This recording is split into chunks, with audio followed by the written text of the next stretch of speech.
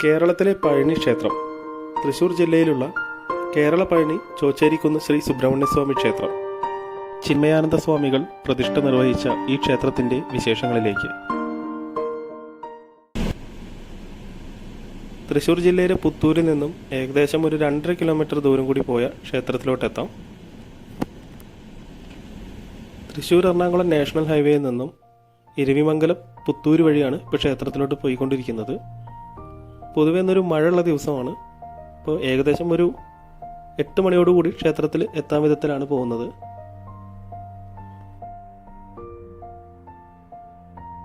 മഴ ചെറുതായി പെയ്തു തുടങ്ങി. അമ്പലത്തിൻ്റെ തൊട്ടു മുന്നായി പാർക്കിംഗ് കാണാം. പഴനിയുമായിട്ട് വളരെയധികം സാമ്യത ഈ ക്ഷേത്രത്തിന് തോന്നാം. പഴനിയിലേതുപോലെ തന്നെ നീണ്ടു കിടക്കുന്ന ഈ സ്റ്റെപ്പുകൾ കയറി വേണം കുന്നിൻ മുകളിലുള്ള ക്ഷേത്രത്തിലോട്ടെത്താൻ. ക്ഷേത്രത്തിൻ്റെ മുന്നിലോട്ട് നടക്കുമ്പോൾ ഇടതുഭാഗത്ത് മനോഹരമായിട്ടുള്ള മറ്റൊരു ക്ഷേത്രം കാണാം. അടിവാരം ഗണപതി കോവിൽ. മനോഹരമായൊരു അമ്പലമാണിത്. ഇവിടെ പ്രാർത്ഥിച്ചിട്ട് വേണം നമ്മൾ പടവുകൾ കയറാൻ. വലതുവശത്തായിട്ട് ഈ ക്ഷേത്രത്തിൻ്റെ വഴിപാട് കൗണ്ടറാണ്. വളരെ ഭംഗിയായി രൂപകൽപ്പന ചെയ്ത ഒരു ചെറിയ അമ്പലമാണിത്. ക്ഷേത്രത്തിൻ്റെ മുന്നിലായിട്ട് ഗണപതി ഹോമത്തിനായിട്ടുള്ള ഹോമകുണ്ടും വലതുവശത്തായിട്ട് തേങ്ങ ഉടയ്ക്കുന്നതിന് വേണ്ടിയിട്ടുള്ള ഒരു ചെറിയൊരു സ്പേസും ഒരുക്കിയിട്ടുണ്ട്. കോവിലിൽ പ്രാർത്ഥിച്ചതിന് ശേഷം വിശ്വാസികൾ ദോഷനിവാരണത്തിനും അനുഗ്രഹത്തിനുമായി ഇവിടെ നാളികേരം ഉടയ്ക്കുന്നു. ക്ഷേത്രത്തിലോട്ട് നീണ്ടുപോകുന്ന ഈ പടവുകളുടെ നിർമ്മാണം പൂർത്തിയായത് 2018-ലാണ്. ഗണപതിക്ക് തേങ്ങ ഉടയ്ക്കലും കാവടി എടുത്ത് പടി കയറലും പ്രധാന വഴിപാടാണ്. അങ്ങനെ കയറുന്ന ആളുകൾക്കായി ഇവിടെ കാവടി കാണാം.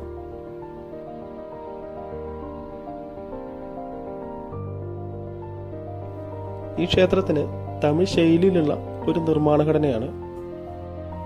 ഈ പടവുകളുടെ മുൻവശത്തായിട്ട് ഒരു കരിങ്കൽ വിളക്ക് കാണാം. അപ്പോൾ മഴ ചെറുതായിട്ടൊന്ന് കുറഞ്ഞിട്ടുണ്ട്. ഇനി സ്റ്റെപ്പുകൾ കയറി തുടങ്ങാം. ഇങ്ങനെ 239 പടവുകൾ കയറിയിട്ട് വേണം അമ്പലത്തിലോട്ടെത്താൻ.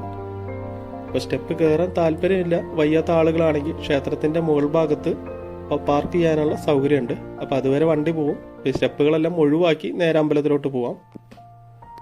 ഈ പടവുകൾ കയറി തുടങ്ങുമ്പോൾ അതിൻ്റെ ഇരുവശത്ത് ഇങ്ങനെ ഇരിപ്പിടങ്ങൾ ഒരുക്കി വെച്ചിട്ടുണ്ട്. അപ്പോൾ റെസ്റ്റ് എടുത്ത് കയറണമെന്നുള്ളവർക്ക് ഇത് യൂസ് ചെയ്യാം. പടവുകൾ കയറി വരുമ്പോൾ മനോഹരമായി കൊത്തുപണികൾ ചെയ്ത ഒരു വലിയ ഗോപുരം ഇവിടെ കാണാം. ദൂരെ നിന്ന് നോക്കുമ്പോൾ ക്ഷേത്രത്തിന് നല്ലൊരു ഹൈലൈറ്റ് ആണ് ഈ ഗോപുരം. ഈ സ്റ്റെപ്പ് കയറാൻ വലിയ ബുദ്ധിമുട്ടൊന്നുമില്ല. എന്നിരുന്നാലും പിടിച്ചു കയറുന്നതിന് വേണ്ടിയിട്ട് ഈ പടികളുടെ ഇരുവശങ്ങളിലുമായിട്ട് മെറ്റൽ പൈപ്പുകൾ വച്ചിരിക്കുന്നത് കാണാം. സ്റ്റെപ്പുകളിലുള്ള പോലെ തന്നെ ഇരുഭാഗത്തുള്ള ഈ ഇരിപ്പിടങ്ങളിലും അത് സംഭാവന ചെയ്ത ആളുകളുടെ പേര് വിവരങ്ങൾ രേഖപ്പെടുത്തിയിട്ടുണ്ട്.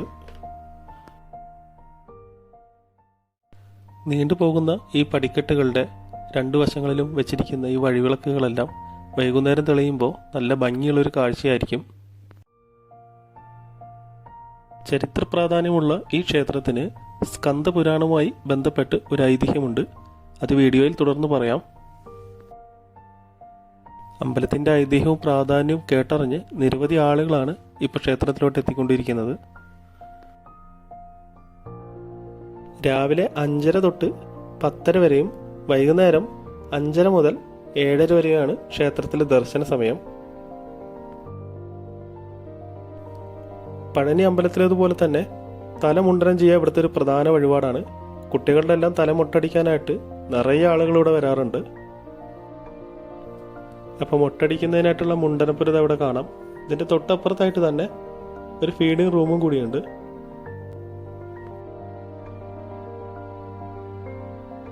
തലമുണ്ടനത്തിലുള്ള വഴിപാടും കാര്യങ്ങളെല്ലാം ക്ഷേത്ര കമ്മിറ്റിയുടെ നേരിട്ടുള്ള നിയന്ത്രണത്തിൽ തന്നെയാണ്.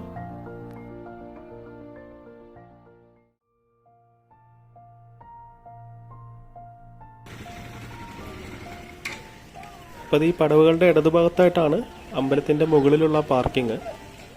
അപ്പോൾ പടവുകൾ കയറാൻ താല്പര്യമില്ലാത്തവർക്ക് ഇവിടെ വണ്ടി പാർക്ക് ചെയ്ത് അതായത് വഴി നേരെ അമ്പലത്തിലോട്ട് കയറി വരാം. ഇവിടെ സ്റ്റെപ്പുകൾ കയറി വരുമ്പോൾ വലതുവശത്തായിട്ട് പ്രധാന ക്ഷേത്രത്തിൻ്റെ വഴിപാട് കൗണ്ടർ കാണാം. പഴനിയിലെ പോലെ തന്നെ പാൽക്കാവടി, വേൽ സമർപ്പണം, പാലഭിഷേകം ഇതൊക്കെ ഇവിടത്തെയും പ്രധാനപ്പെട്ട വഴിപാടുകളാണ്. പ്രധാന കോവിലിൻ്റെ മുന്നിലായിട്ട് ഇവിടെ വലിയൊരു ആൽമരമുണ്ട്.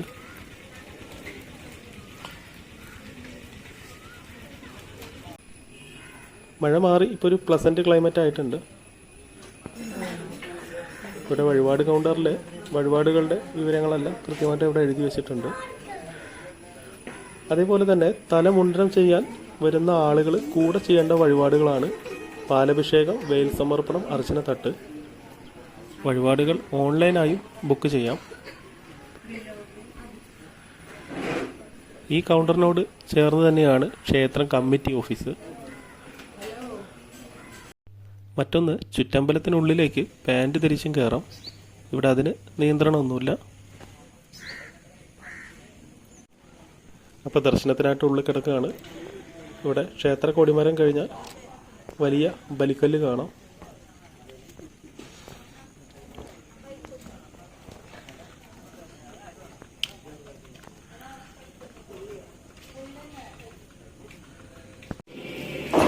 നല്ലൊരു സ്പിരിച്വൽ വൈബ് അമ്പലത്തിൻ്റെ ഉള്ളിൽ അനുഭവിക്കാൻ സാധിക്കും.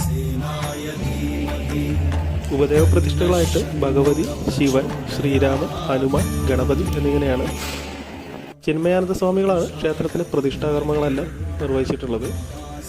അപ്പോൾ ക്ഷേത്രത്തിൽ നിന്നും തൊഴുത് പുറത്തിറങ്ങി. ഈ ക്ഷേത്രത്തിന് വളരെ പ്രാധാന്യം അർഹിക്കുന്ന ഒരു ഐതിഹ്യമുണ്ട്.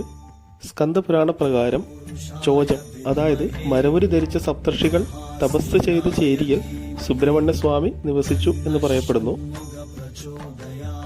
ചോജം, ചേരി എന്നീ വാക്കുകളിൽ നിന്നും ചോച്ചേരി എന്നും ചോച്ചേരിക്കുന്നിൽ ക്ഷേത്രം എന്നും ഈ അമ്പലം അറിയപ്പെട്ടു.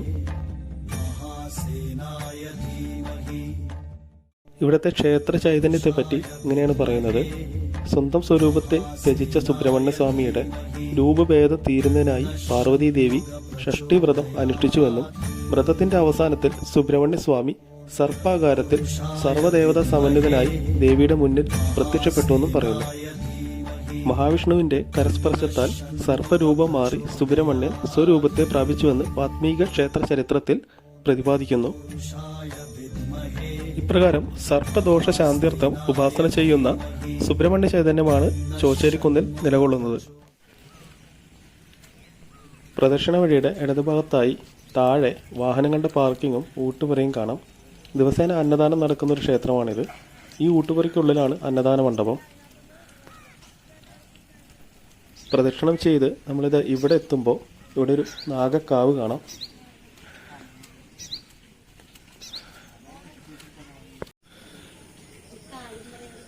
നാഗരാജാവിൻ്റെയും നാഗയക്ഷിയുടെയും പ്രതിഷ്ഠകളാണ് ഇവിടെയുള്ളത്.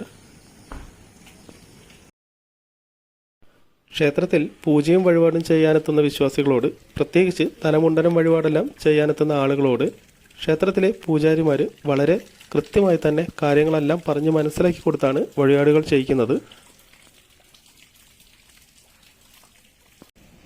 മറ്റൊരു പ്രധാന കാര്യം, തലമുണ്ടനം വഴിപാട് വൈകുന്നേരമില്ല, രാവിലത്തെ ദർശന സമയത്താണ് ഈ വഴിപാട് നടക്കുന്നത്. ഇവിടെ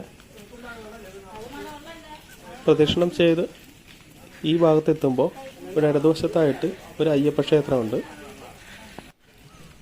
ഇതിൻ്റെ അടുത്തായി ഒരു മണ്ഡപമുണ്ട്, ദേവസേന ഭജനാ മണ്ഡപം. കുംഭമാസത്തിലെ പൂയ മഹോത്സവം ഇവിടുത്തെ പ്രധാന ഉത്സവമാണ്. ഇത് കൂടാതെ വിനായക ചതുർത്ഥി, അയ്യപ്പൻ വിളക്ക്, കന്നി ആയില്യം ഇതൊക്കെയാണ് മറ്റു വിശേഷങ്ങൾ.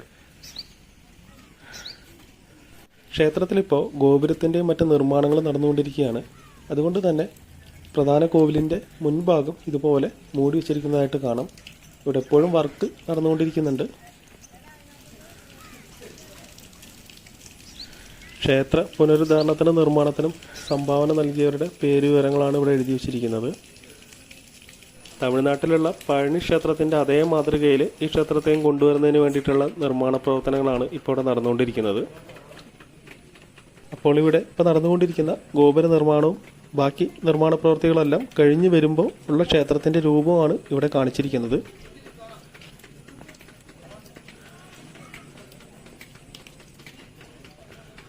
ഇപ്പോൾ ഇവിടെ പ്രദക്ഷിണവും ക്ഷേത്ര ദർശനവും എല്ലാം കഴിഞ്ഞ് ഇവിടെ അന്നദാനം നടക്കുന്ന അന്നദാന മണ്ഡപത്തിലോട്ട് പോവുകയാണ്. അപ്പോൾ നമ്മൾ നേരത്തെ കണ്ട ആ ഒരു പാർക്കിംഗ് ഏരിയയോട് ചേർന്നിട്ടാണ് ഊട്ടുപുര. അവിടെയാണ് അന്നദാനം നടക്കുന്നത്.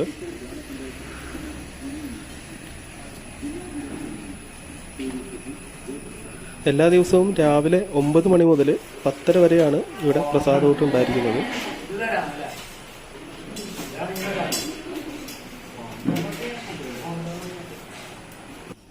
കുന്നിൻ്റെ ഏറ്റവും മുകളിൽ സ്ഥിതി ചെയ്യുന്ന ഈ അമ്പലത്തിൻ്റെ മുൻവശത്ത് നിന്ന് ഇങ്ങനെ താഴോട്ട് നോക്കുകയാണെങ്കിൽ താഴെ പച്ച പുതച്ച് നിൽക്കുന്ന അടിവാരങ്ങളുടെ ഭംഗി കാണാം.